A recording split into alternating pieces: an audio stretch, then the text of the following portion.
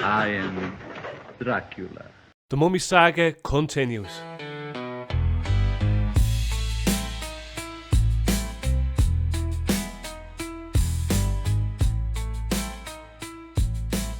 Welcome back, everyone, to the Graveyard Club podcast.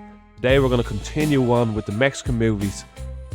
Today we're going to talk about The Curse of the Aztec Mummy from 1957. If you've been here with us last week, talked about the previous movie, The Aztec Mummy, released the same year. This one, it's part of a trilogy that we're just after starting, and we're coming fresh off the Universal movies. It's a bit of fresh air. Especially this movie. This one goes in different ways that I wasn't expecting. Now, Bryan, I'm also joined with Bryan today this week. But Bryan in Discord sent a link to watch this movie on archive.org, and it was dubbed. I was actually surprised to see, like, in the previous movie that we were reviewing, there was no dub version for it. I was reading more into it. Now, Bryan, I don't know if you noticed at the start of this movie, you actually got an intro from International Pictures. Or American Pictures, I think. American International. I don't think that was on the previous movie, so... Yeah, I don't think so, because that might have been the original Mexican version rather than the international. Yeah, like, I'm thinking that first movie maybe never got it dubbed, and these two second movies have got dubbed versions. So it was nice to watch it in dub this time. It was a quite nice watch, I have to admit. Like, this one is only an hour long, maybe an hour and 3 minutes long. Quite a bit shorter than the last movie. What's different about this one, though, it's pretty much a Luchador Superhero movie in a sense. And I was doing a bit of reading. This is kind of one of the things that inspired them Luchador movies that would have came then in the 60s and 70s. So, again, another mummy movie that's quite influential. Of course, as we all know from the last week's episode, like, these movies were shot back to back, the three movies. So it's the same director, Rafael Portillo. We're using a lot of the same cast. We have Raymond Gay coming back as Dr. Almada. We have Rosa Irenes coming back as Flor. Interesting detail in this one, though, our name is Flora in the English dubbed, whereas in the previous movie it's just Flor. I'm presuming that's just they just changed it to the equivalent name for the English dub. Yeah, just the translation. And then we have Crow Vardo coming back as Peneke. I think that's how you say his name. And he has. We won't talk about his other role in this just yet. We'll wait till we get into the plot. But yeah, like, before we get into the plot, coming off them Karis movies, a lot of the formula was kind of the same. They did kind of switch it up every now and again between the movies. But I really like how in this one, I know we're only on the second movie, but straight away this movie is a completely different movie to the first one. I felt the Aztec Mummy was quite the rehash / remake of what we've seen already in the Karis movies and even a bit of the Karloff movie. This one is completely different. This is a proper, like, different take on the Mummy story. Now, unfortunately, the Mummy again kind of plays second fiddle, a little bit like in the Abbott and Costello movie. The Mummy's really only there at the last, like, 10 minutes, and I think that's the same in this one. But I don't know, I thought the story worked. Zontar, if you're listening to this, the Bat actually has a bigger part in this one than he did in the previous. So, as we were saying, Bryan, in the Discord, it looks like the Bat is the recurring villain in this trilogy. Yeah, from what I've read, he actually builds the titular robot of the next film, the robot versus the Aztec Mummy. That's interesting. That's what I was saying to Bryan before we started. That's one thing I'll take away from this trilogy. Every single movie, it tried something completely new. As I said, that first movie was more like a typical Karis-style movie, except it was, like, the setting was obviously different. This one, more like, you could almost call it like a little bit of a mystery superhero luchador movie. And then obviously, as Bryan said, like, the next one kind of sounds like it has a good bit of sci-fi influence in it. So that's, you have to respect about these Mexican mummy movies. Like, the director really tried to make 3 different movies, especially, and they were shot back to back. I really liked the idea of him reusing the cast. Now, again, this was all probably for budget reasons, to keep costs down. But I don't know. It's nice that like there's a lot more consistency here, I think, than them Karis movies from Universal. Even though there was kind of an ongoing story in them, these ones feel a lot more consistent to me. Just because it could be the back character being there all the time. But anyway, we'll get a little bit into the plot. Yeah, no, I just wanted to say before I go in, you can watch this dubbed. The last one you couldn't. I'm assuming the next one you can. So I'm actually going to leave a link where you can watch these movies as well. They're great to watch. But we're going to get into the plot. So the movie starts out, the police have Dr. Crump in custody and they suspect him of being the Bat. So this one picks up literally from where the last one left off. And just to recap a little bit on the last one, when we're in the tomb, like a bomb explosion goes off and kind of destroys the tomb, and that's the end of the movie. So we pick off then, police have Dr. Crump, who is basically the Bat.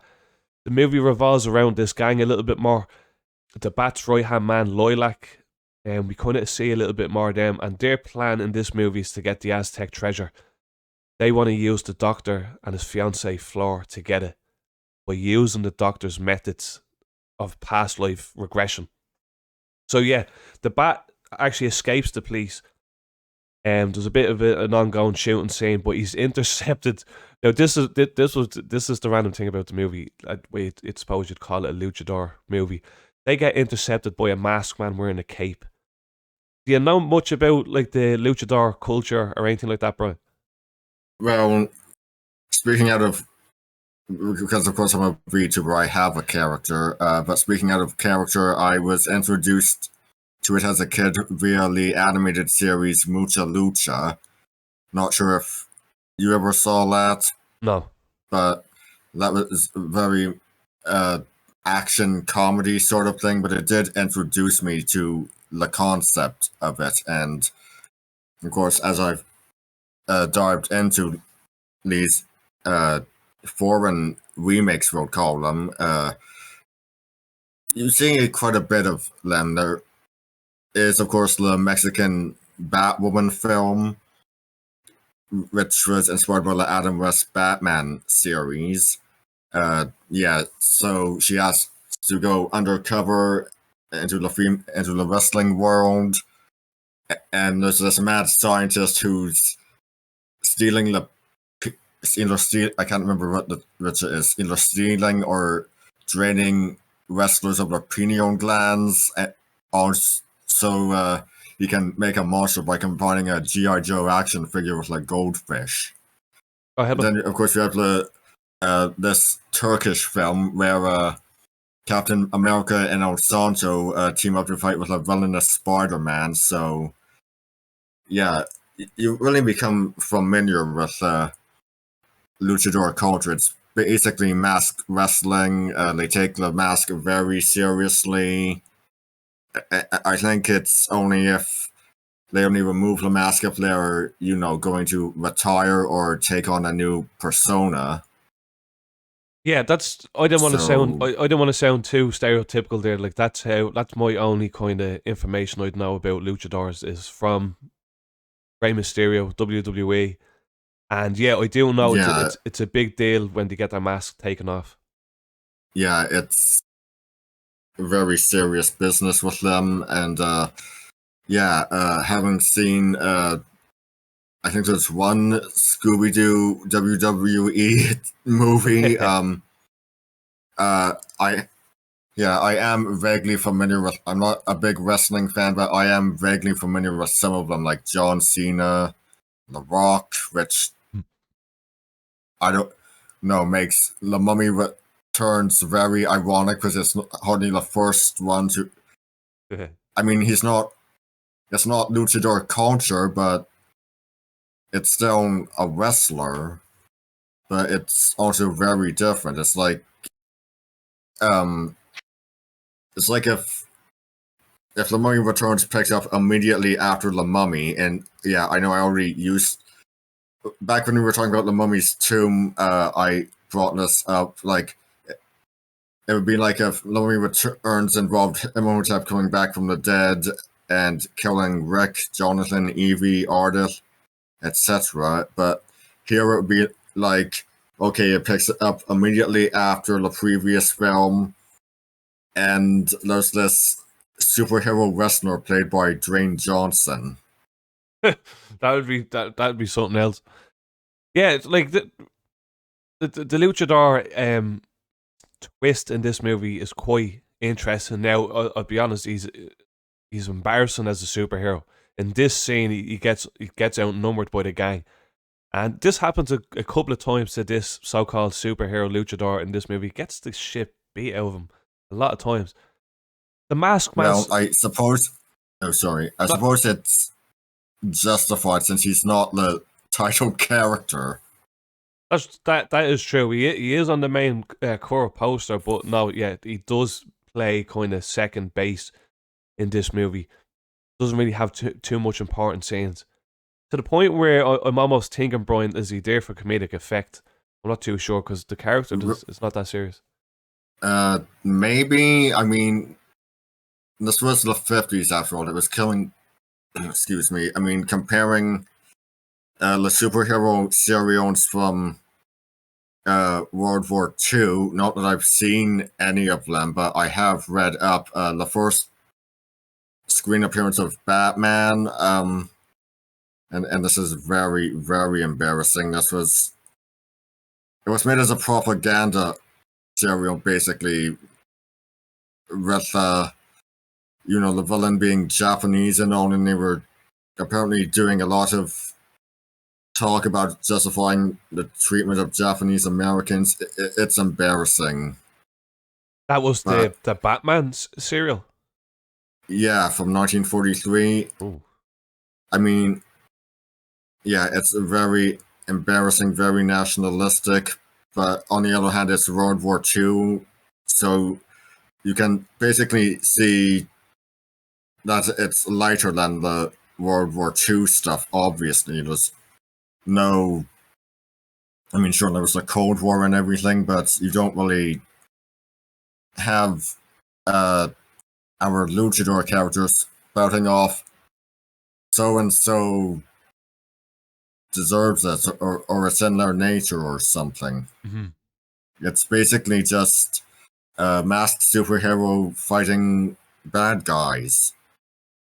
And I suppose that Batman serial was a product of its time. A lot of things from the 40s would have had that influence. Yeah, it was 1943. Only 4 years after the character's debut in 1939, 4 years after he debuted. It was really a different time.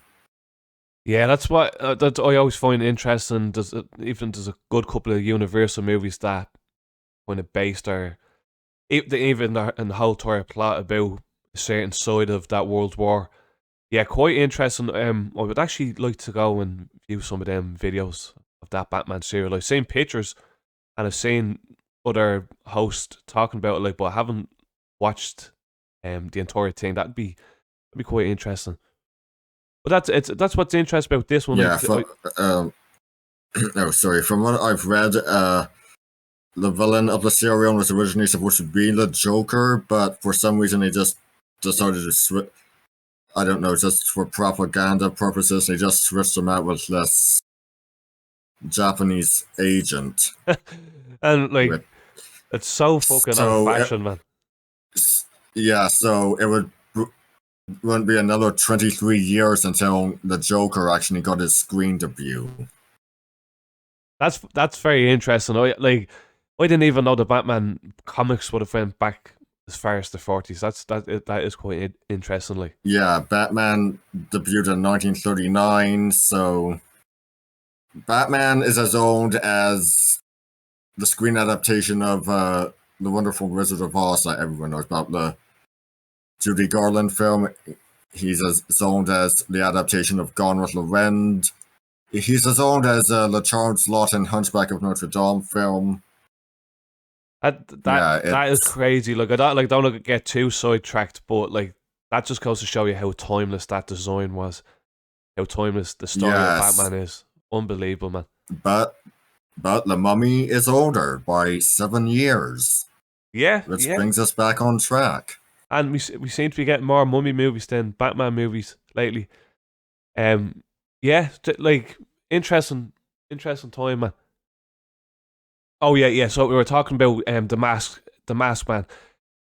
He actually surprises the couple, the Doctor and Flor, in their home, and he basically warned them about the Bat's plan and their gang to use them for them to find the Aztec treasure. They're gonna so they tell him the whole thing, and we find out the name of this superhero. And I don't know if they call him the Angel or just Angel in this one. Bryan, is it Angel? The Angel, but sometimes it's shortened to Angel. Like, they don't always refer to Batman as the Batman. Yeah. Sometimes they just refer to him as Batman. And meanwhile, all this happening, we're back with the gang. We're back with the Bat, and he's telling this gang basically the story of Princess Sochi and Popoca. And this is where we get the typical Universal stock footage. We basically get a 10-minute backflash of what happened with the princess back in, I think it was 400, 500 years ago prior, what happened. So, and that kind of takes up about 10, almost 15 minutes of the movie. And again, like I said, this movie's only a little bit over an hour long, and that takes up a good chunk. It's quite typical because we're used to seeing stuff like that in the Universal Mummy movies, so this is quite fitting. But for people that don't know the story yet, that princess was basically born to be sacrificed to the Aztec god in any way, but she was found with a sacred love for an Aztec warrior, so they sacrificed the two of them. And that's basically, Popoca is the Aztec warrior.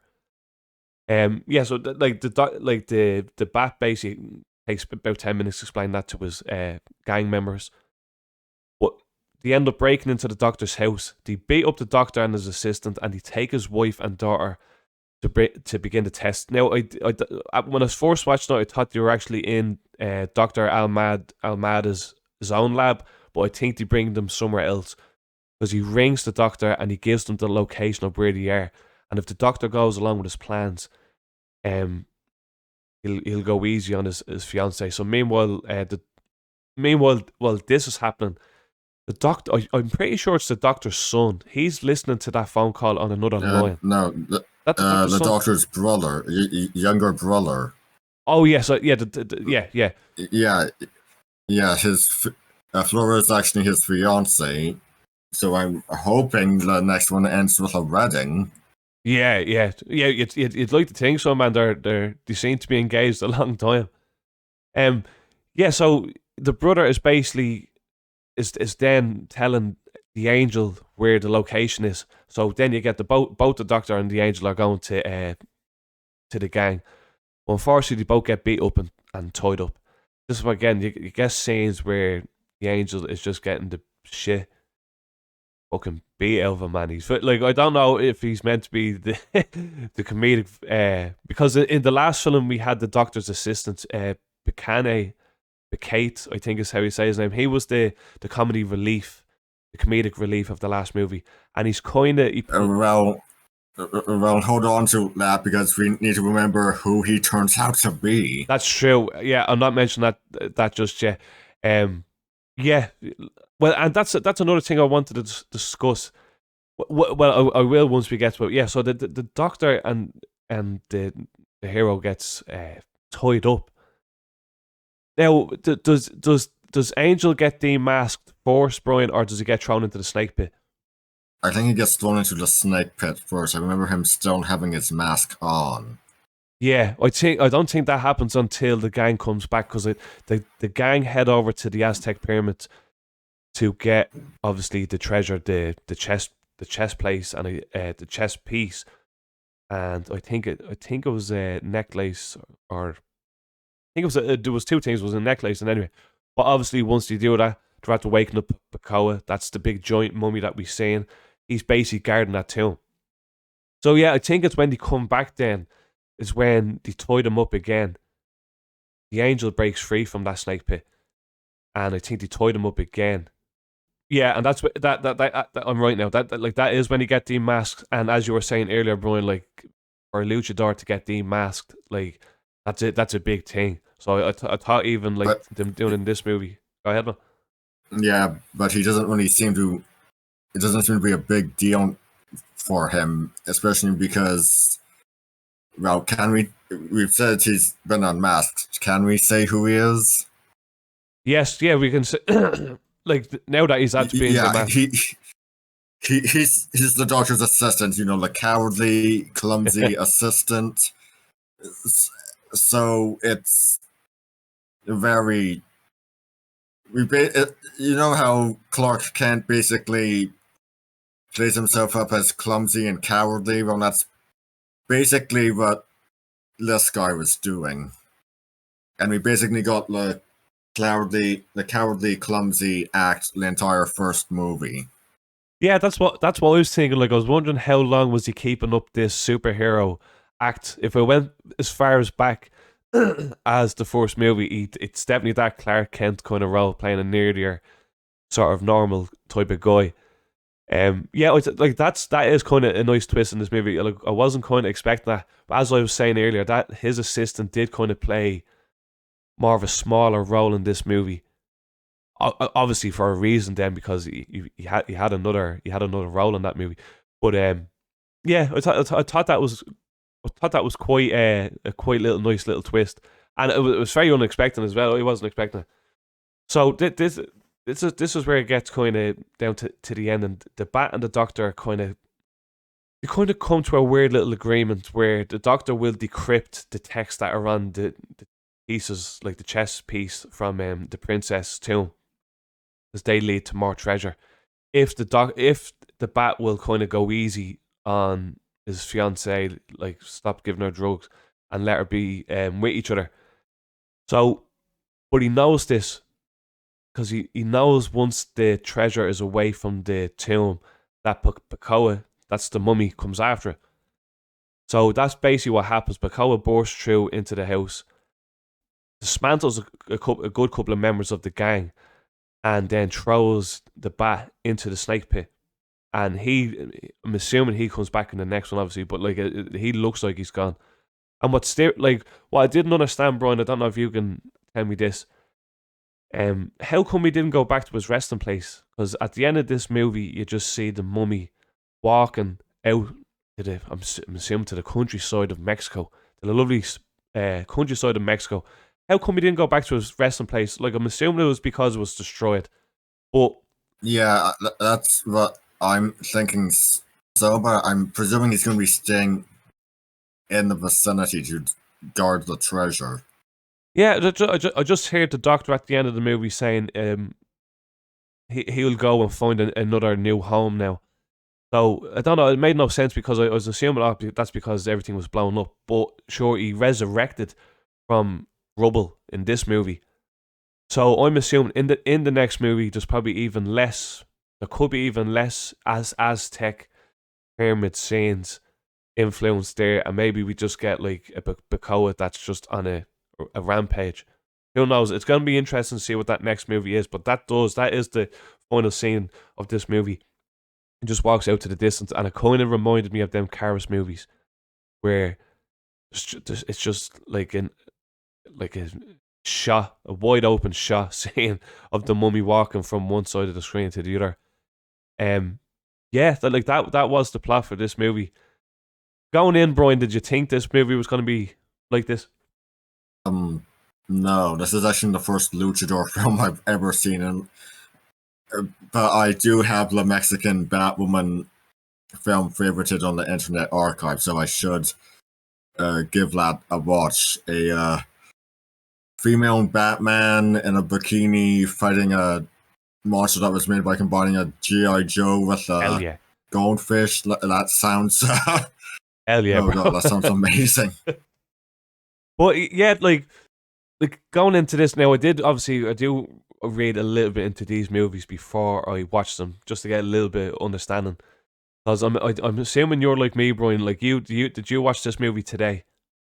Yeah. Yes. I've been going in blind with these foreign remakes.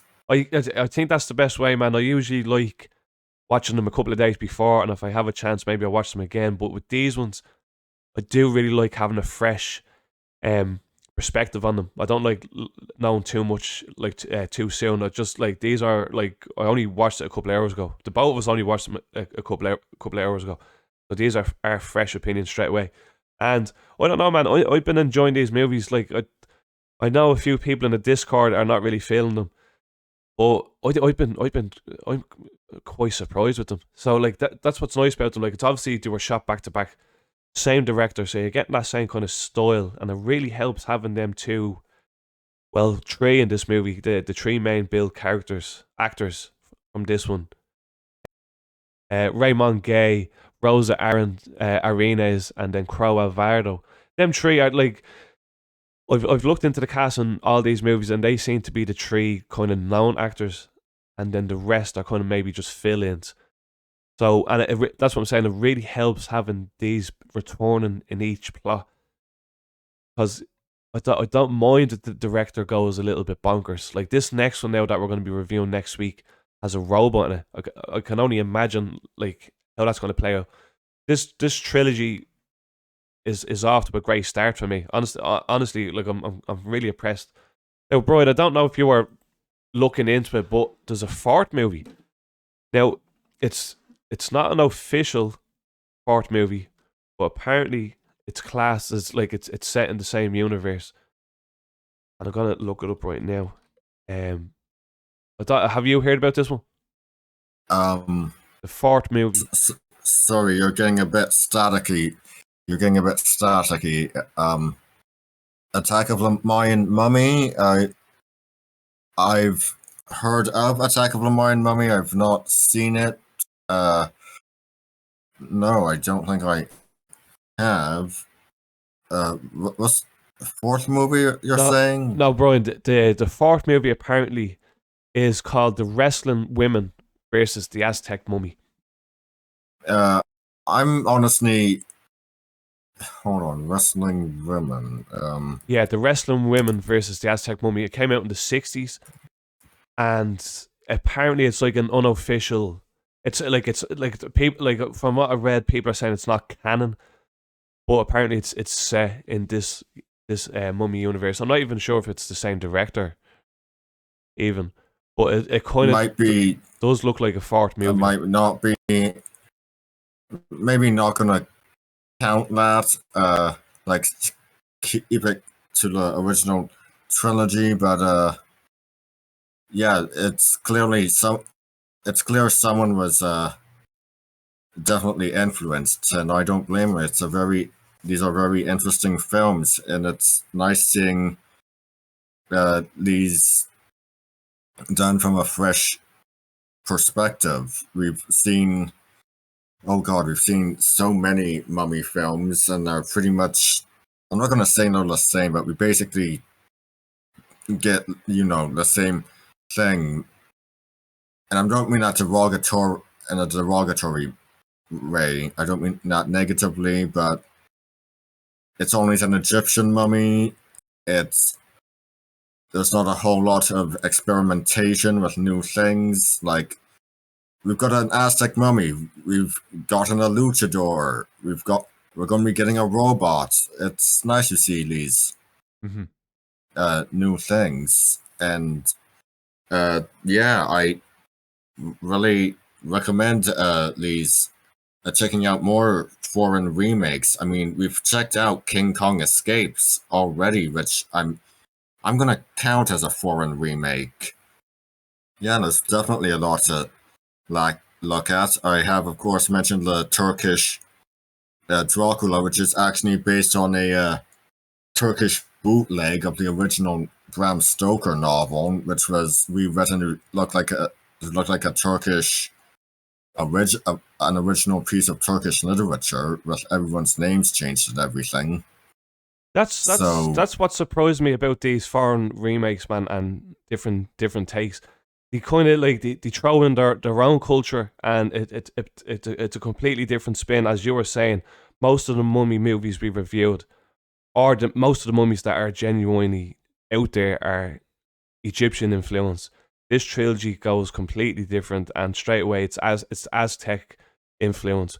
As you said, we get a luchador movie, we're getting a sci-fi movie, I think, like, as soon as we go back into the Hammer movies, we're going to go straight back into the old same tropes.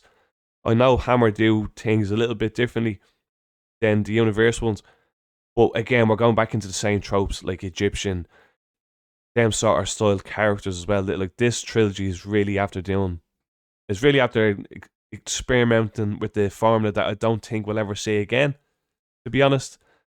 A lot of the mummy movies like that follow this one aren't as experimental. Yeah, it makes you wish there were. I mean, there are mummies all over the world. It's not just Egypt. I wish that there'd be. I mean, we got Tomb of the Dragon Emperor, but why don't we actually see a mummy film by a Chinese studio? Mm-hmm. A mummy film from a Peruvian studio to,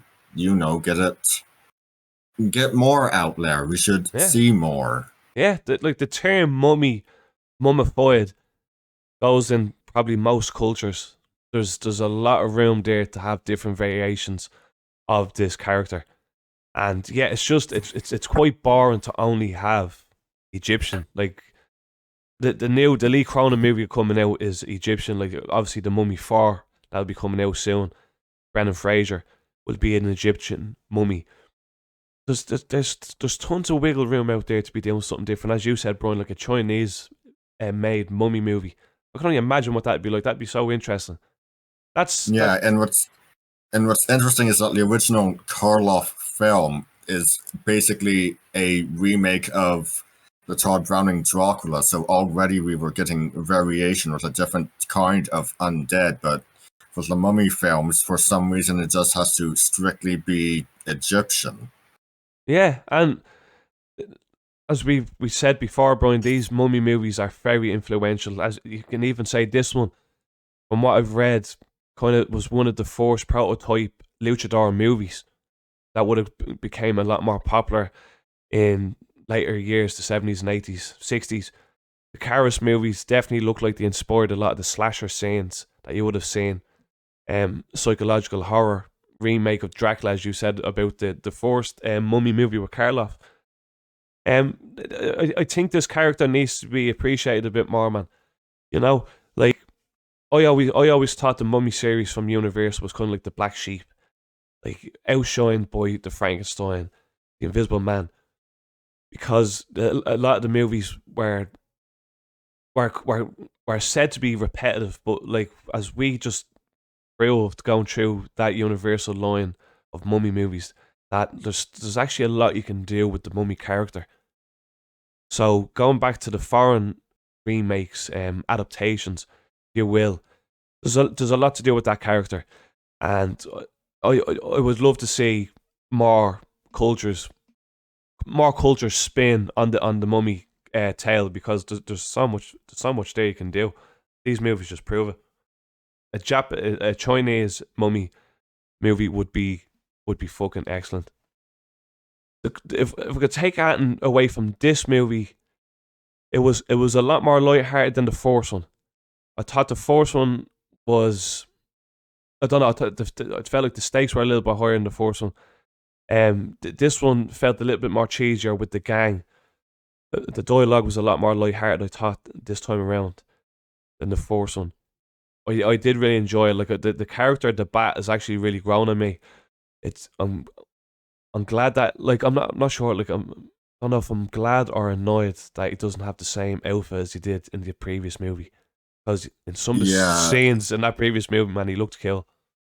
Yeah, it's too bad we didn't get both the Angel and the Bat in their costumes together. That's what I was wondering, man, mate. Is that the reason why? Would them two look too silly together in their costumes? But like, that looked pretty cool, because it's a given. The Bat and the Lat in the previous movie was dressed in all black. Angel in this movie is completely white. So yeah, if I'm going to use a reference, saying there was a adaptation of Spider-Man, and yeah, I know it's cliche, go with the Green Goblin and whatever, but Norman Osborn is never in costume the entire film or series. He's just Norman Osborn but he's occasionally referred to as the Green Goblin. But then we get Peter Parker in costume as Spider-Man a lot. It would basically be the same thing that we don't have the Bat in costume. Yeah, that's a fair comparison. Yeah, he's just Dr. Krupp, or however his surname is pronounced. And like that his character, like, and his little gang, I think I was calling them bandits in the last episode. His little gang, they're good characters. Is second hand man Lilac kind of got a bit more screen time in this movie. This movie kind of felt more at times like a gangster movie, even rather than a luchador movie. Yeah, there's even that bit where the Bat just takes a machine gun and shoots a guard at like close range, point blank range. While he's on the ground. It's not something I was expecting. No, and that exact scene that you were talking about is actually so cheesy. You can tell that the actor is just moving the gun. It's just shaking the gun, and there's no even like fire coming out of the gun. That's the one thing I'll mention, talking about the quality. Now, since they were shot back to back, the quality shouldn't really go up throughout these movies. Well, I don't know. I think a lot of the scenes in this one were just shot in brighter places. We didn't like it. There was a good few scenes, especially when they were around the Aztec pyramids and even within the tombs, the temples themselves. There was a lot of them scenes where it was just pitch black and you couldn't see it in the previous movie. I think this one, they've done a little bit of a better job to kind of not do too many of them scenes. I felt like I could see the mummy walking around this time, where it was just covered in shadows. Well, I'll talk a bit about the design of the mummy, Bryan. It's pretty much the same. It's the last movie. The Aztec mummy has a quite distinct design. It's not like Karis. It's not like the Karloff one. Completely different. He's quite imposing. Bigger, I think, the mummy in this one. Quite scary. Mm-hmm. And you said in the previous episode, Bryan, like it's quite accurate to what they were portrayed to be. Yeah. It helps that we see him in fully. It helps we see him in the light a lot more in this one. I mean, yeah, seeing him in the dark coming at you would be scary, but seeing him fully illuminated, it hits differently. And what did you think of what's your opinion on the amount of screen time that the mummy got? I just felt like if it was I could nitpick a couple of things in this movie, but they really, really kept the Aztec pyramids and the mummy at the very end. It was literally the last 10 minutes. This whole movie, 50 minutes in, was just all about the Bat, his gang, and obviously the Doctor and his fiance Flor. So, like, what's your opinion? It feels like they're just building up to the mummy's entrance into the story. Mm-hmm. Because we have this one group of characters and we have another, and then we have Popoca, the mummy, and when he does enter, it's really something. He just comes in, takes names, basically gives a beating to the Bat's gang. Yeah, he fucks shit up, man. Like that's what I like about these ones. I was so used to how they were shooting Karis in their movies, especially towards the end. I liked some movies a little bit more than others in that Karis movie of how they shot the actual mummy. This one, especially the previous one, like I liked how they used the shadows in the last one. I thought that the first appearance of this new mummy was quite scary in my opinion, and in this one, obviously we get the same in better lighting. We can see the whole design, great design. Like this mummy, they must have got a really tall actor to play this character because he was a really, really tall person. Definitely 6'5", something crazy. Like especially back then, this mummy was big. I don't know if I think this mummy ran into Karis down an alley. I think he'd beat the brakes off him. What do you think, Bryan? Yeah, probably. He does have use of both arms, and doesn't appear to be half blind or have a limp. Yeah. So there's a lot to take into consideration. It's almost kind of like La Hulk, like with the Bill Bixby and Lou Ferrigno series, runs in, saves the day, runs off. But it's been a while since I've seen that series, so maybe I'm not exactly right. But yeah, he enters, he saves the day, he walks off into the night. I'm just looking on IMDb. This movie has a rating of 3.9. That's actually a quite solid rating for something like this. My rating is going to be fairly good for this movie. I don't know. I just really enjoyed it. I actually think I'm actually getting to really, really like the acting of the three main build characters in this movie. I just think they do a real good job. Like, I'm getting kind of like Mexican Colin Cloyd vibes off Raymond Gay, who plays the Doctor, obviously, in this one. I'm getting almost kind of like Mexican, like Colin Cloyd vibes off him. Like, I think they do a good job with the acting in this one, even though how silly some of the dialogue can be. It's gonna be interesting to see what the robot versus the Aztec mummy has in store for us. Yeah, it's Colin Clive's death in 1937, a terrible tragedy, but Raymond Gay didn't have it any better. He died in 1960 at the age of 42. Yeah, maybe not good that he ended up being compared to him, because oh god. And like that's actually quite interesting, because like I'm sure people are listening that are a fan of the Universal Monster series. We obviously Colin Clive had a bit of a drinking problem. There was a lot of scenes in The Bride of Frankenstein, I believe. Now, when the movies are that old, sometimes you can't really take the information from back then so literal. Like, there could be little things twist here and there. But apparently there's a lot of scenes from The Bride of Frankenstein where he had to shoot Colin Clive from the waist up because he was held up against something like that because he was so drunk. So what happened with Raymond Gay? Like, I wasn't looking in too much into him. He was shot dead during a dispute with another man over an actress, Evangelina Elizondo. Thankfully, she lived a very long life. She died in 2017 at the age of 88. Holy shit. He was shot? Yeah, he was shot. Only 42 years old. Basically bringing his... Yeah, just a 14-year acting career. That is so sad, man. Like, I'm sure you're kind of like me, Bryan, and like a lot of the viewers are as well.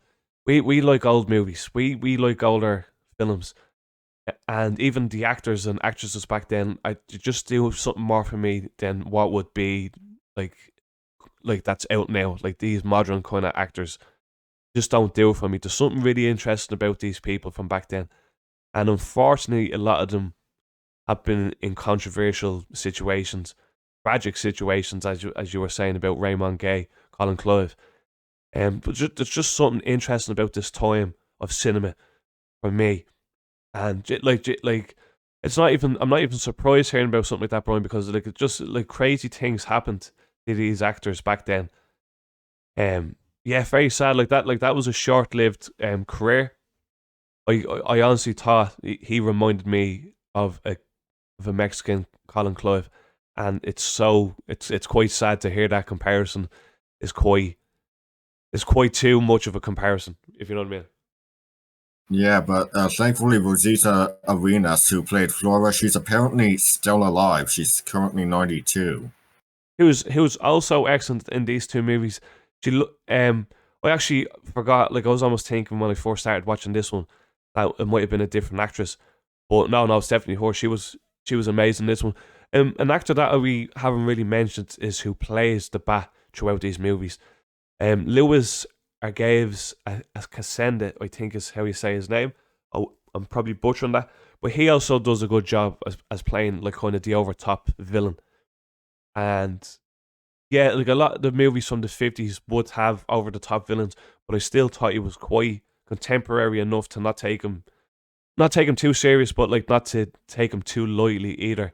Like he was another great actor that I failed to mention the last episode. Yeah, the acting across the board was good for this one. Just it'll be interesting to see what we're getting into with the human. I don't know. Like I've heard robot.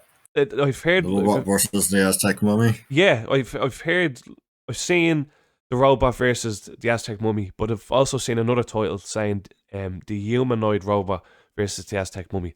I don't know if that's the Mexican like official title translated to English. I'm not sure, but I've seen a few different titles for the next one that we're going to be talking about, hopefully next week.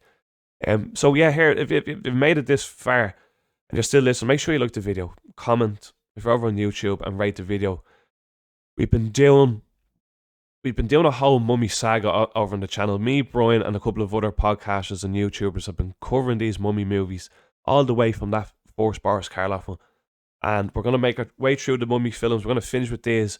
We're going to make our way through the Hammer movies, and then hopefully, who knows, we might do the Brendan Fraser ones before we get into the more modern ones.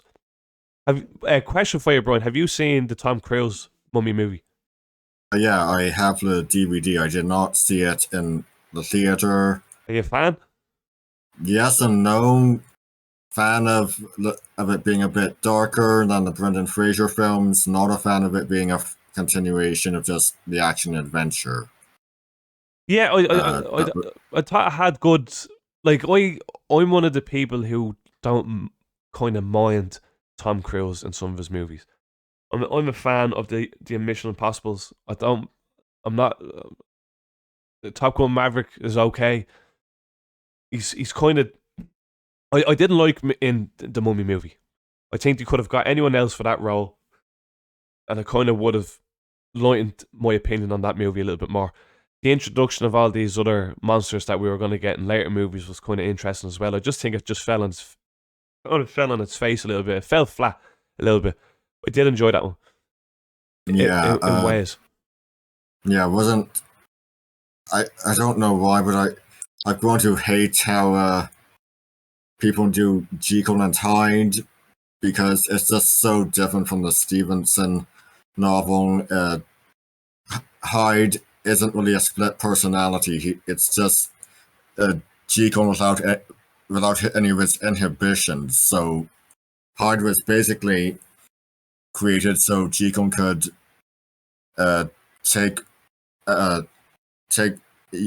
just take part in his darker impulses without it ruining his name. And yeah, eventually when things go out of hand, rather than taking responsibility and accept, yes, this was me, during a mental breakdown, he starts to think Hyde is a different personality.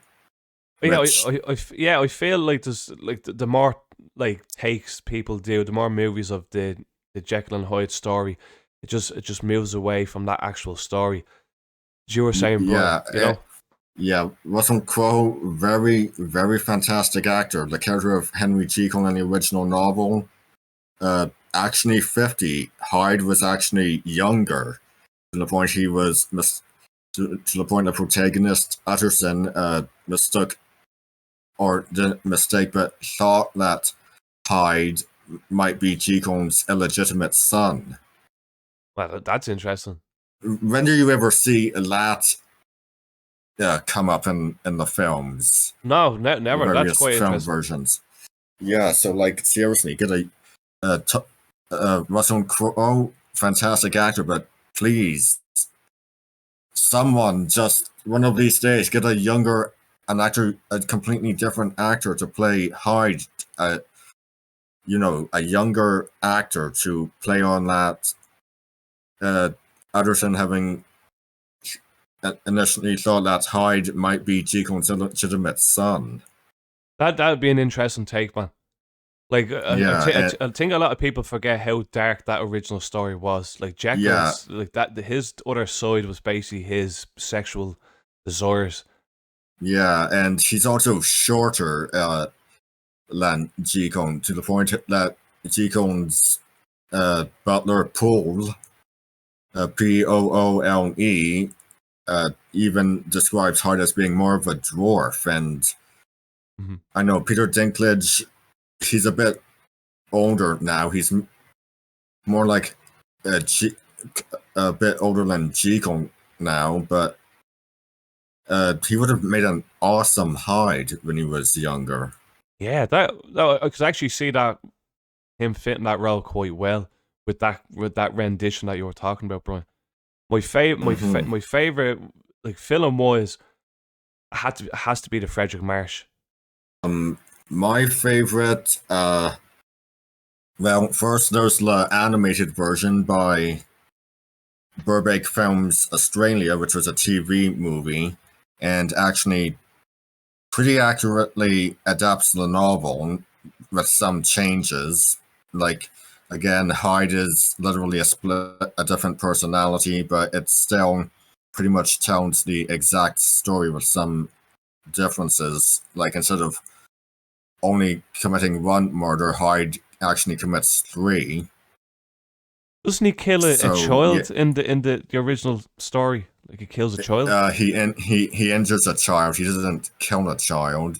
And then there's my other favorite would have to be the film I, Monster, starring Christopher Lee, which is also very faithful, even with the name changes from Chico to Marlowe and Hyde to Blake. Have you seen and the Edwardian setting? Oh, go ahead, man. That's very good. Have I seen what? Have you seen is that a Hammer movie, the one with Christopher Lee that you're talking about? No, I think it's an Amicus one. Oh, Amicus. Well, there is a Hammer one. I'm not sure if you've seen, Bryan, called Dr. Jekyll and Sister Hyde. I'm aware of it. I'm also aware of an earlier version called The Two Faces of Dr. Jekyll. Yes, I've not seen. I've not seen that either, but it does have a Canadian actor in the dual role, and actually brings back from the novel Jekyll and Hyde being different ages, Hyde being young and Jekyll being middle-aged. Interesting. Look, again, like similar to the Mummy, there's a lot you can do with that character. I know you haven't seen the Sister Hyde one. That one is pretty self-explanatory. Like he obviously changes into a girl when he takes the potion, and as silly as that sounds, I've not seen it, but I've seen some clips via the documentary series 100 Years of Horror, which of course was hosted by Christopher Lee, and he was actually baffled by the name by changing for I, Monster, changing Jekyll and Hyde to Marlowe and Blake. Yeah, but it's also got I don't know if they preserved the twist a bit more, like keeping Ederson as the protagonist. But the fact is, it was originally a mystery story, but the twist has become just so well known. And like, it's just, I'm waiting any time now for a modern remake of that story. Hammer did publish one or produce one a couple of years ago, starring Eddie Izzard, and Eddie Izzard is obviously is a transsexual, so that kind of blends in with that story. Then, it was a decent watch, but I'd gone back to the Frederick Marsh one. I think that's, in my opinion, I think that's the best one. Even the Spencer Tracy one that came about 10 years after that was excellent. Like, they'd be my 2 favorite. There's a lot to do. There's a lot to do with the Jekyll character. But as for the Mummy, as for the course of the Aztec Mummy, we're coming here to the end of the show now, guys. Like, this is a great watch. If you're not familiar with any of these Mexican mummy movies, you definitely need to give them a go. You can watch. I'm pretty sure you can watch all of them on archive.org. I'll leave a link to these movies down in the description. I keep forgetting to do that. It is a handy way to just click on the movie and check it out straight away. You can even watch it on your phone. These movies are definitely worth a watch. As you know, we've been reviewing all of the Mummy movies leading up to the Lee Cronin one. We're going to try to get through them all. Bryan suggested these Aztec Mummy movies. I didn't even know they existed until he said it. And they're such a joy to watch. I'm excited now to see what this robot one is going to be like. I think we're going to go full sci-fi. This one could be even set in the future. Who knows? It's going to be interesting. But Bryan, give me your final thoughts and your ratings of the movie. Tell me what you liked about the movie, what you didn't like, and then leave me with a rating. Gonna give it a 4.5. I like this one a lot more. Sure, there's not as much mummy in it, but I think I like it better since I understand it a bit more. You're building up to the mummy appearing, basically. Like the last 13 minutes or so, he shows up, saves the day, walks into the night. That's not bad. Actually, like the Luchador element, sure, he gets taken out basically, but he's not the title character, so it makes sense. Didn't like the bat not having his costume. And as a side note, I did, of course, learn about these films from Ed Glazer's book, How the World Remade Hollywood, which I highly, highly recommend. These foreign remakes are definitely something that more people should know about, not just if you're a fan of horror, but a fan of film in general. Like the book covers all sorts of genres, so it allows us to be introduced to all manner of films. Yeah, like, man, there's a lot of people naive to foreign remakes and even just like general foreign films out there. I want to give it a shout out to El Jeffy Bucky Nirmendo, who's in the Discord. He was actually sharing another Luchador movie earlier on and saying like he's familiar more with the Mexican movies, and there's tons of monster movies done over there, and they're meant to be fantastic. So yeah, especially after watching these movies, these foreign remakes, the Turkish Dracula, as Bryan's mentioned a few times here before, these movies are definitely worth a look. That book that Bryan referenced often on this show, I have it ordered. It looks like a great read. I definitely recommend people checking out these foreign remakes. We've covered King Kong Escapes. Maybe we'll do the Hong Kong King Kong film, The Mighty Peking Man, sometime. Yeah, that's the one thing I want to get back into, is doing them Kong movies after we finish these mummy movies. There is not as many obviously as the Mummy, but there's a good few Kongs out there from different countries that we could dig into. But from my general thoughts on this movie, I'm with you here, Bryan. I actually think I like this a little bit more than the first one. We do get less mummy action. I don't know, the way they shot these movies, and just the plot keeps me roped in. Like, the characters are fun. I love the design of the Mummy. The different setting of being in Mexico is just a nice treat, especially coming off of them Universal movies. It's just a nice breath of fresh air, as I said before. These movies are good. I'm gonna give it a 4 out of 5. Yeah, you were saying about the Universal films. Yeah, it's interesting because the Karloff film, it's following primarily British characters in Egypt. With The Mummy's Hand, we have American characters in Egypt, and then for the rest of the Chorus series, it's its own set in America. But with these, and again, Abbott and Costello Meet the Mummy, we're following Americans in Egypt, but here it's all Mexico, all Mexicans. Yeah, and I think it's nice how we're only on the second film now, and it's a Luchador film. Well, I suppose you could almost class it as a Luchador film. I would class this more as almost like a mystery horror movie. But this definitely, you could class it as maybe a proto Luchador movie. That's obviously embedded in Mexican culture. So they did put their own twist on this completely, which they did in the previous one. I thought, being in the Aztec Mummy. all the Aztec influence instead of the Egyptian. But in this one, they literally dumped their culture right into it and made a mummy movie around one of their biggest things in their own culture, which is luchador wrestling. Excellent idea. Like, I think, like, I was scared of this trilogy, maybe from seeing the third movie being titled as it is, The Robot versus the Aztec Mummy. Just sounds so silly. I'm going to drop my expectations for this trilogy, but we're 2 movies in, and I'm pleasantly surprised. These movies stack up with a lot of Karis movies. These, like, if people listening that have no idea what these movies are, you need to go check them out. Yeah, they do a lot of new things that, well, probably not new for Mexican audiences, but it's new for us who pretty much don't see a lot of less variety in other mummy films. Oh, for the Western culture, it's completely something new, man. Like as we said a million times before, like all we know is Egyptian mummies. There's other different mummies out there, as you said, even down to the Chinese. They have their own culture of all that stuff. Like the character is quite versatile, as what is quite evident with, like, talking about these movies. So yeah, like, people need to check these out.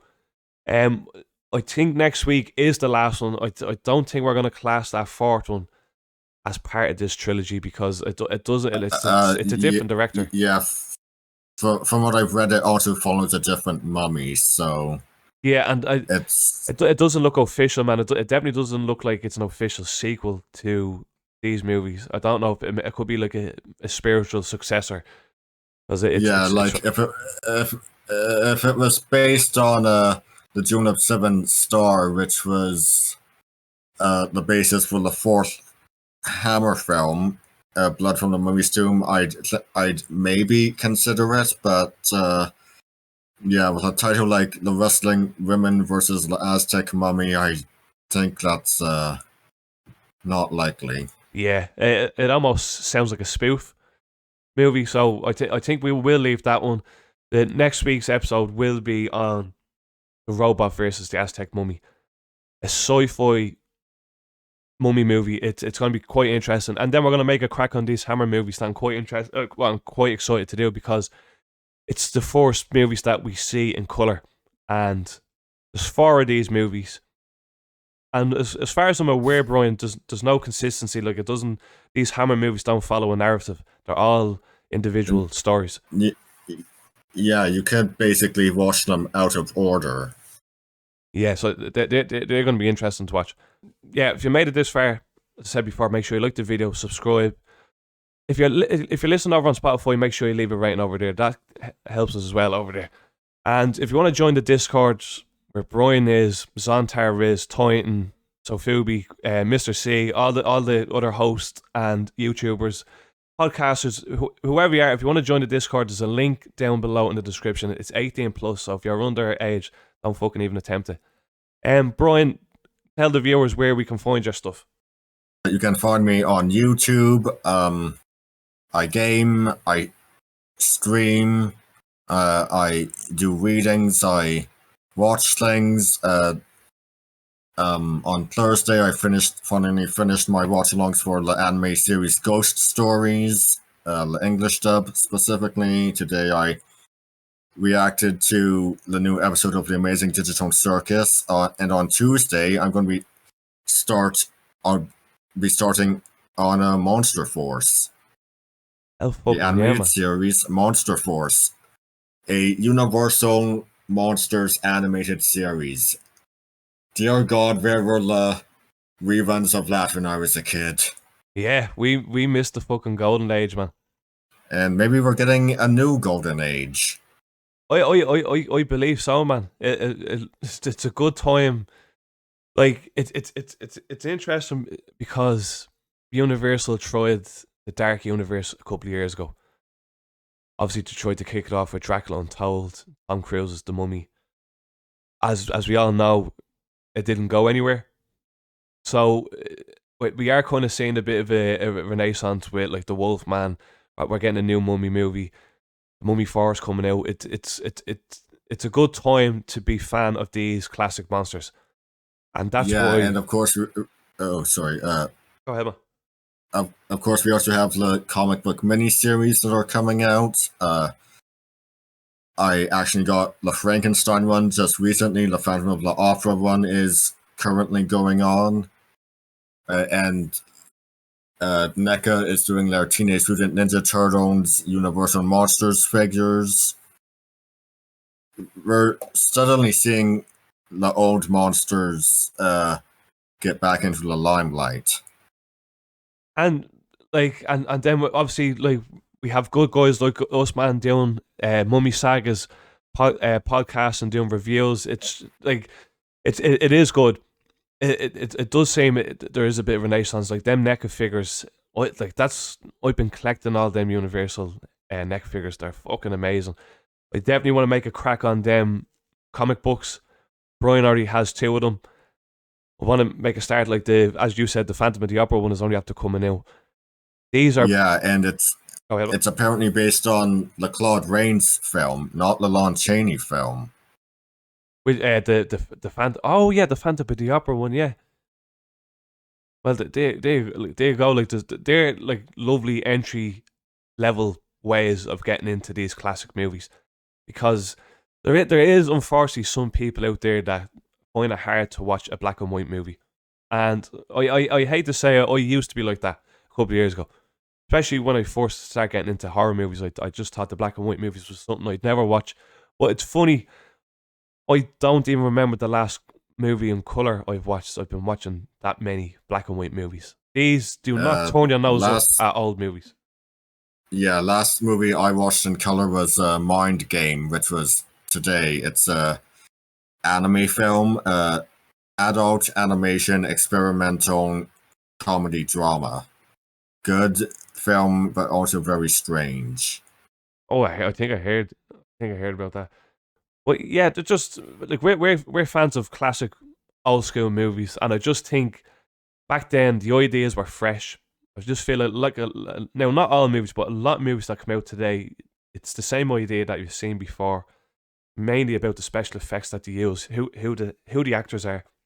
I just think in the 1940s, 50s, all the way up to the late 90s is when the ideas were fresh. Directors weren't afraid to try something new. This director, I need to say his name, Raphael Portillo. This director was not afraid to try anything new. As we can definitely tell, these 3 movies from his Mummy releases are completely different movies. Same cast, same sort of directing, but add something completely new. I can't recommend this series enough. And next week, me and Bryan are going to continue on and review the last one, The Robot versus the Aztec Mummy. So, if you made it this far, thanks for watching. Bryan, thanks for being here, man. Yeah, you're welcome. And we'll see you next week. See ya.